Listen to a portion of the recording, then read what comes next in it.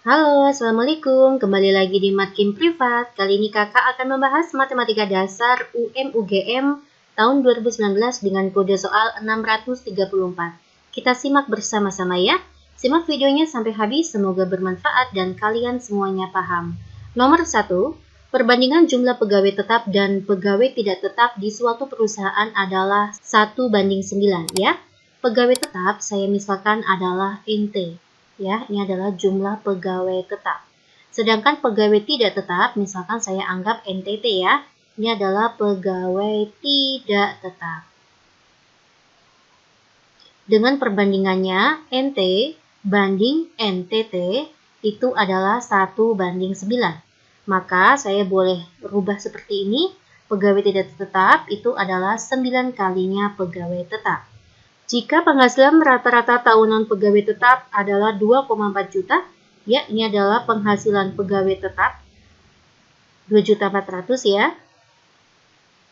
Dan pegawai tidak tetap PT itu adalah 1.800.000. Pertanyaannya, berapakah penghasilan rata-rata seluruh pegawai? Ditanya adalah X bar totalnya. Oke guys, jika kalian ketemu soal seperti ini, maka boleh saya gunakan konsep X bar total itu rumusnya adalah X bar pegawai tetap dikali dengan jumlahnya ditambah dengan rata-rata pegawai tidak tetap gajinya ya, dikali dengan jumlah pegawai tidak tetap dibagi dengan jumlah pegawai total. Maka NT ditambah dengan NTT. Oke?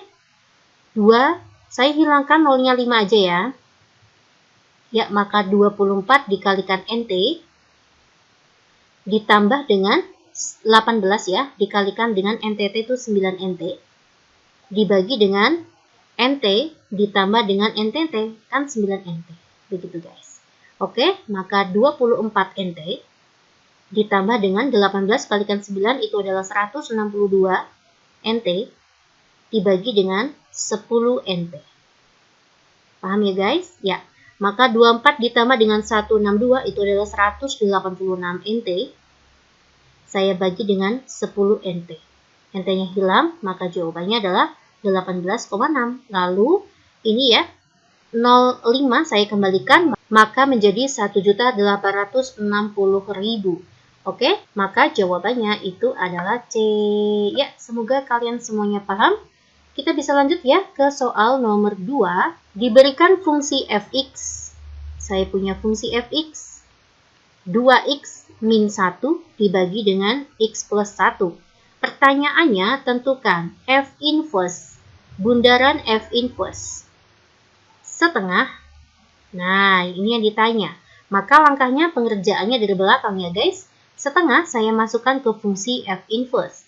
Saya mencari f inverse jika tipe soalnya itu adalah ax plus b dibagi dengan cx plus d, maka nanti f inverse itu rumusnya adalah min dx plus b dibagi dengan cx min a. Begitu guys ya. Maka ketemulah f inverse x itu adalah min x min 1 dibagi dengan x min 2. Nah, kita mencari f inverse setengah. Setengahnya saya masukkan ya.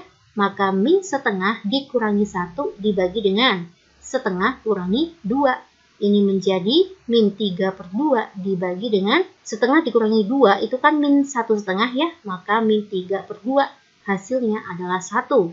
Maka saya bisa tulis seperti ini ya. F inverse. F inverse setengah. F inverse, nah ini hasilnya 1. Nah oke, tinggal 1 saya masukkan kembali ke dalam F inverse ya. F inverse 1 maka menjadi min 1 dikurangi 1. Ya, kita masukkan ke fungsi F inverse ya guys.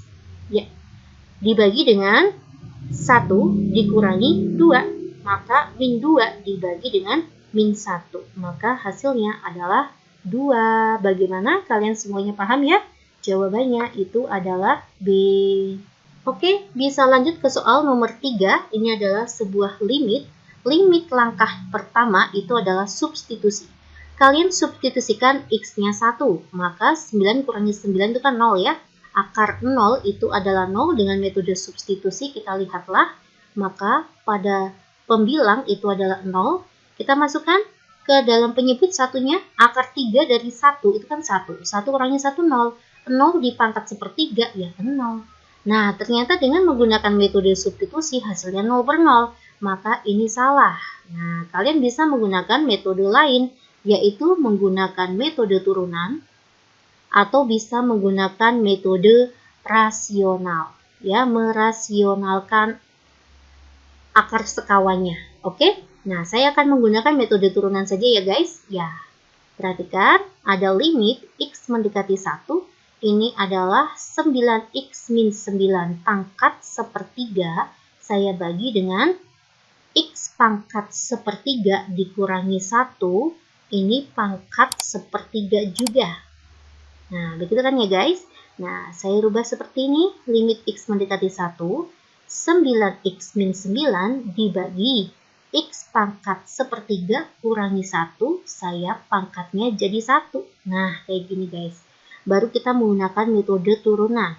Ya, atas diturunkan, bawah diturunkan. 9X min 9 kita turunkan menjadi 9.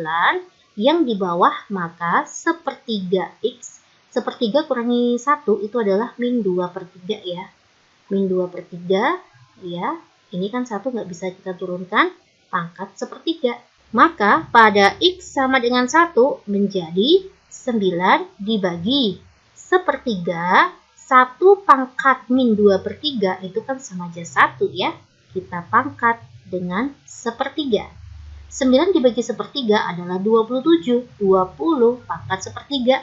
Ini sama saja dengan akar 3 dari 27. Maka jawabannya adalah 3. Oke guys, apakah kalian semuanya paham ya? Ya, jawabannya itu adalah D. Oke, next kita masuk ke soal nomor 4. Diketahui fx sama dengan akar x kuadrat dikurangi ax ditambah b. Sedangkan f1, saya masukkan x-nya 1 ya. Maka 1 dikurangi a ditambah b, itu hasilnya adalah 2. Dan f aksen 1 itu hasilnya juga 2. Nah, maka saya buat f aksennya dulu ya. F aksen x. Saya buat fx-nya dulu. Dirubah dalam bentuk seperti ini. X kuadrat min ax plus b pangkat setengah. Maka nanti f aksen x sama dengan setengah x kuadrat min ax plus b pangkat min setengah dikalikan turunan yang di dalam. 2x min a ya, atau saya rubah seperti ini, 2x min a per 2 akar x kuadrat dikurangi ax ditambah b.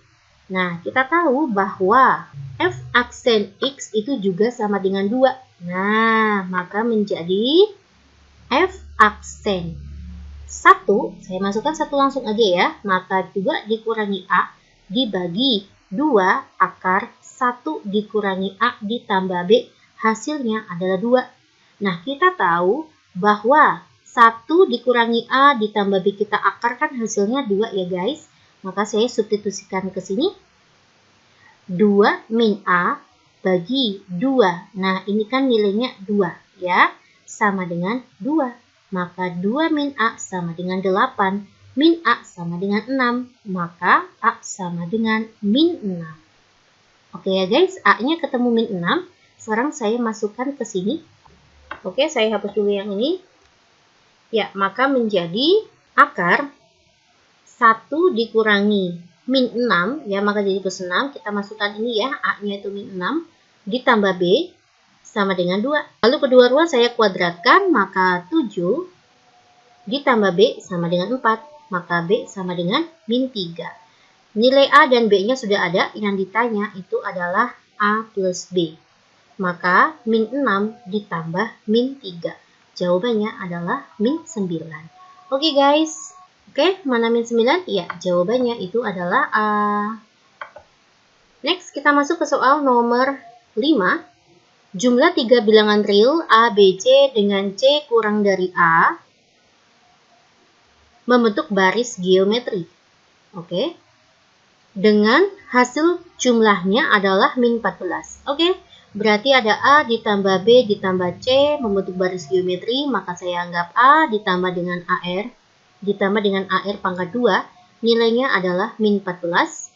Lalu perkaliannya, maka A dikalikan B dikalikan C, atau A dikalikan AR dikalikan AR kuadrat, itu nilainya adalah 216. Ini maka A pangkat 3, R pangkat 3 sama dengan 216, maka AR pangkat 3 itu adalah 216, nilai AR adalah 6 ya. 216 saya akar 3. Ketemulah nilai AR-nya adalah 6. Untuk AR kuadrat itu kan sama saja AR dikalikan R sama dengan min 14 ya. A ditambah 6 ditambah 6R sama dengan min 14. Oke, kita mencari R ya. Maka menjadi A saya buat 6 per R. Saya substitusikan ke persamaan ini ya. 6 per R ditambah 6 ditambah 6R ditambah 14 sama dengan 0. Saya kalikan R semuanya, maka menjadi 6 ditambah 20R ditambah 6R kuadrat sama dengan 0. Oke, semuanya saya bagi dengan 2, maka menjadi 3R kuadrat ditambah 10R ditambah 3 sama dengan 0. Lalu saya faktorkan. Begitu ya guys. Maka ini adalah 3R, ini R, ini berarti 3, ini berarti 1. Ini plus, ini plus. Maka R yang dihasilkan itu adalah min 1/3 dan R-nya adalah min 3. Oke, saya coba satu persatu. Jika R-nya adalah min 3, saya buat dengan bilangan yang bulat dulu ya, agar perhitungannya gampang. Maka suku pertama tadi kan A ya, AR dan AR kuadrat. Ya, dengan nilai A itu adalah 6 per R ya, OA-nya belum ketemu, maka A sama dengan 6 dibandingkan R-nya pada saat min 3, maka min 2. Ini kita menggunakan pada saat A-nya min 2. Maka min 2, min 2 kalikan min 3 itu adalah 6. Min 2 dikalikan min 3 kuadrat ya, maka min 18. Nah, ini nilai C-nya. Apakah min 18 ada? Ada ya guys, dan ini juga sesuai dengan syaratnya. C kurang dari A. A-nya itu adalah min 2. Min 18 itu kan kurang dari min 2. Ya, ketemu langsung jawabannya adalah min 18. Oke, paham ya guys? Jawabannya itu adalah D. Ya, kita masuk ke soal nomor 6. Jika matriks A itu adalah 1YXZ, jika K merupakan skalar, A ditambah K A transpose adalah min 1, min 7, 5, min 2. Maka nilai X, Y, Z. Oke, saya buat A transpose-nya dulu ya. Transpose itu adalah baris menjadi kolom, kolom menjadi baris. Maka 1, X, Y, Z. Inilah A transpose. Lalu saya buat seperti ini. A ditambah K A transpose sama dengan min 1, min 7, 5, min 2. Oke, A-nya itu adalah 1Y, X, Z. Ini ditambah K-nya, saya masukkan berarti K, KX, ini adalah KY, ini adalah KZ. Nah, ya. Min 1, min 7, 5, min 2. Oke. Maka kita mencari K dulu ya. Dengan persamaan ini, baris ke 1, kolom ke 1, nanti K-nya ketemu guys. 1 ditambah K sama dengan min 1, maka nilai K-nya adalah min 2. Ya, K-nya ketemu, tinggal kita mencari X, Y, Z ya. Ya, saya bisa mencari Z-nya dulu, Z. Ditambah dengan KZ sama dengan min 2. Maka Z, K-nya kan tadi min 2 ya. Maka saya tambah dengan min 2Z sama dengan min 2. Ini adalah min Z sama dengan min 2. Maka Z-nya adalah 2. Oke, bisa kita cari apa lagi? Kita cari X ya. Kita gunakan ini, X. Saya tambah dengan KY, K itu min 2 ya, maka min 2Y sama dengan 5. Lalu yang di bawah, Y. Saya tambah dengan KX, K-nya itu adalah min 2, maka min 2X sama dengan min 7. Ya, maka saya gunakan eliminasi, saya akan menghilangkan X, boleh? Dikalikan 2, dikalikan 1 ya, maka 2X min 4Y sama dengan 10. Maka ini menjadi min 2X plus Y sama dengan min 7, Agar X-nya hilang, maka dijumlah. Ini adalah min 3Y, ini adalah 3. Maka nilai Y-nya itu adalah min 1. Oke, tinggal kita mencari X ya. Kita bisa substitusikan ke sini. X min 2Y sama dengan 5. Maka X min 2 dikalikan min 1 sama dengan 5. Maka X sama dengan 5 dikurangi 2 ya. X-nya 3. Nah, yang ditanya itu adalah X ditambah Y ditambah Z. Maka menjadi 2 ditambah dengan min 1 ditambah 3. 2 dikurangi 1 tuh 1 ya. 1 tambah 3 adalah 4. Ya, jawabannya adalah 4. Jawabannya adalah B. Oke, kita masuk ke soal nomor 7. Jika cos alfa itu adalah 1/3. Ya, saya buat segitiga bantu, segitiga siku-siku. Anggap ini adalah alfa cos sami, samping miring. Maka nanti ketemu akar 8 ya di sini ya. 9 kurangi 1, ini berarti 2 akar 2. Yang ditanya itu adalah sin pi plus alfa. Ini kita buat relasi bisa ya. Pi plus alfa itu berada pada kuadran 3. Pada kuadran 3 nilai sinnya adalah negatif, maka sama saja min sin alfa. Lalu kita jabarkan untuk sin pi per 2 itu sama aja 90 ya. 90 plus alfa ini masuk ke dalam kuadran 2. Pada kuadran 2 nilai sin itu adalah positif, maka tetap positif. Tapi kita ingat ini adalah kofungsi ya. 90 plus alfa adalah kofungsi, maka sin menjadi cos. Oke ya guys, ya kita masukkan. Maka hasilnya menjadi min sin alfa ditambah dengan cos alfa dibagi dengan tan alfa. Ya, maka min sin demi ya, maka jadinya 2 akar 2 dibagi dengan 3 ditambah dengan cos sami 1/3 dibagi dengan tan. Tan alfa, tan desa ya, depan bagi samping. Kita fokus ke sini ya guys, tadi mbak ke sini. Lihatnya di sini. Ya, tan desa, maka 2 akar 2 per 1. 2 akar 2. Nah, saya masukkan ke sini. Min 2 akar 2 per 3 ditambah 1 ya, sorry. Saya kali dengan 2 akar 2. Nah, saya juga jadikan ya. Min 2 akar 2 plus 1 dibagi dengan 6 akar 2. Saya rasionalkan masing-masing saya kali dengan akar 2. Maka menjadi min 4 ya. Min 4 ditambah akar 2 dibagi dengan 6 kalikan 2 itu 12. Ya, inilah jawabannya guys. Ya, kita bisa rubah ke dalam bentuk poin A ya. Ini sama saja. Nah, oke. Ya, jawabannya adalah A. Oke, kalian semuanya paham ya? Kita masuk ke soal nomor 8. Dari angka 0, 1, 2, 3, 4, 5, 6. Ya, nah ini berarti jumlah angkanya ada 10 ya guys. Akan dibuat bilangan ratusan. Ratusan itu berarti angkanya ada 3. Dan tidak boleh berulang ya. Syaratnya adalah kelipatan 5. Nah, pertanyaannya berapakah peluangnya? Tentukan peluangnya. Oke, kita mencari NA-nya terlebih dahulu ya. Langkah pertama saya mencari NA-nya berarti pada saat kelipatan 5. Maka saya buat yang belakangnya 5 dulu. Nah, itu kan kelipatan 5. Yang belakangnya 5 pastikan dia ada 1 ya, 1 kemungkinan angka. Nah, ini adalah sebuah ratusan. Ratusan depan tidak boleh angka 0. Nah, maka depan ada 8 kemungkinan angka.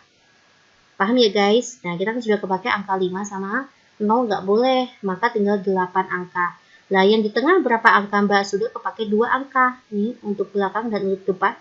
Maka sisanya 8 angka juga. Nah, maka ini sebanyak 64. Nah, kelipatan yang kedua kemungkinannya adalah pada saat belakang 0. Kalau yang belakang 0 juga kelipatan 5 kan, ini berarti 1 angka. Ya, 0 sudah kita letakkan di belakang. Maka depan kan boleh ya, semuanya masuk ya. Maka 9 kemungkinan. Sudah kepakai 2 angka, maka 8 kemungkinan angka. Lalu kita kali ya, 9 kalikan 8 itu adalah 72. Inilah NA-nya. Lalu saya mencari NS. N-sampel saya juga buat ini ya, ratusan adalah 3 angka. Dengan angka pertama itu 0 jelas tidak boleh ikut ya guys. Ini 0 nggak boleh ikut. makanya 9 kemungkinan. Lalu angka di tengah, kan 0 boleh ikut, ya, maka 9 kemungkinan lagi. Nah, ini sudah kepakai 2 angka, maka tinggal 8 kemungkinan. Inilah n-sample. Nah, peluang, rumusnya adalah NA dibagi dengan n-sample. Nah, NA-nya berapa, Mbak? 64 ditambah dengan 72. N-sample-nya itu adalah 9 kalikan 9 kalikan 8. Saya buat kayak gini dulu ya, biar bisa dicoret. Karena 64 itu kan sama aja 8 kali 8.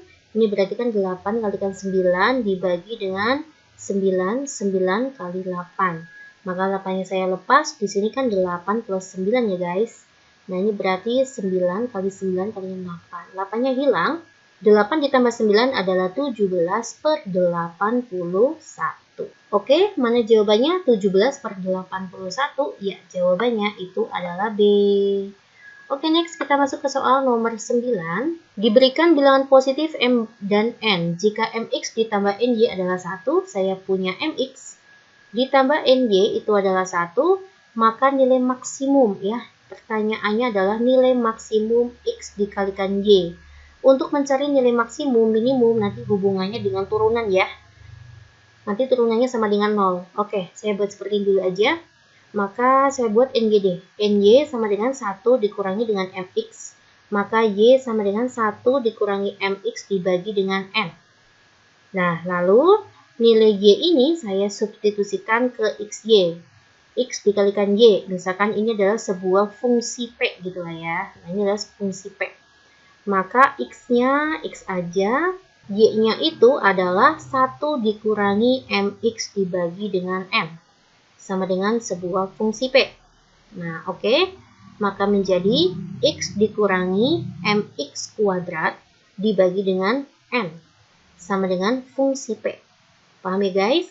Ya, maka fungsi P adalah 1 per N X dikurangi M per N X kuadrat. Untuk mencapai fungsi P maksimum ataupun minimum, maka syaratnya itu adalah F aksen P sama dengan 0. Nah, begitu kan? Nah, saya turunkan ya, maka jadi 1 per N dikurangi 2M per N X sama dengan 0. Oke, maka 1 dikurangi 2MX per N itu sama dengan 0.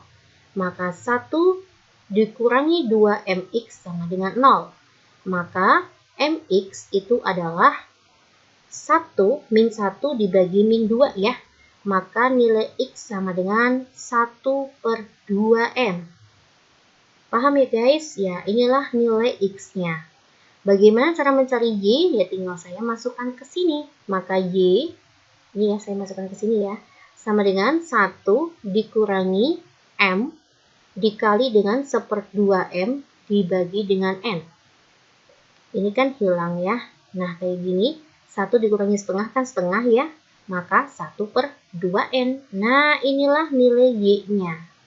X dan Y ketemu. Maka berapakah nilai maksimum XY-nya? Tinggal kita kalikan ya.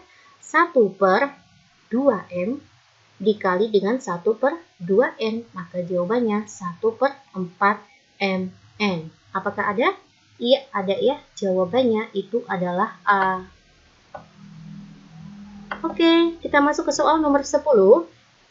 Jika 9 log X min 1 kuadrat dikurangi 9 log X min 1 kuadrat sama dengan A, ini bisa saya rubah menjadi 9 log X min 1 kuadrat dikurangi 2, 9 log X min 1 sama dengan A. Nah, 9 log X min 1 saya anggap P.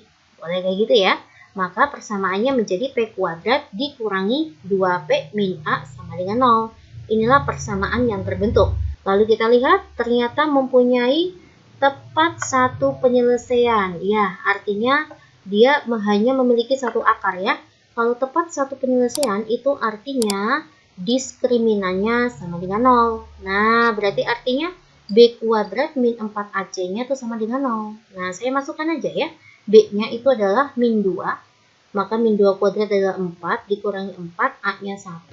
C-nya itu min A ya. Ini C-nya min A sama dengan 0. Maka 4 ditambah 4A sama dengan 0. Maka A adalah min 4 dibagi 4. Nilai A-nya adalah min 1. Paham ya guys? Oke. Setelah ketemu nilai A-nya adalah min 1, saya masukkan lagi ke persamaan. P kuadrat dikurangi 2P min 1 ya, maka jadi plus 1 sama dengan 0. Nah, kalau saya faktorkan, kan memang dia memiliki tepat satu penyelesaian ya. Maksudnya akarnya itu hanya ada 1. Dengan 1, ini min gitu kan. Maka P-nya adalah 1. P-nya sama dengan 1, saya masukkan di sini guys. Maka 9 log X min 1 itu sama dengan 1. Nah, ini kan bentuknya A log B sama dengan C, maka B sama dengan A pangkat C. Maka X min 1 sama dengan 9 pangkat 1. Maka X-nya adalah 10.